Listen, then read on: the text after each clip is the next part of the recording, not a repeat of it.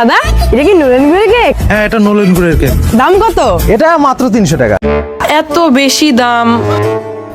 ও madam, আমার দোকানে আসেন, 250 টাকায় দিচ্ছি। না না না না, 200 দিয়ে দেবো।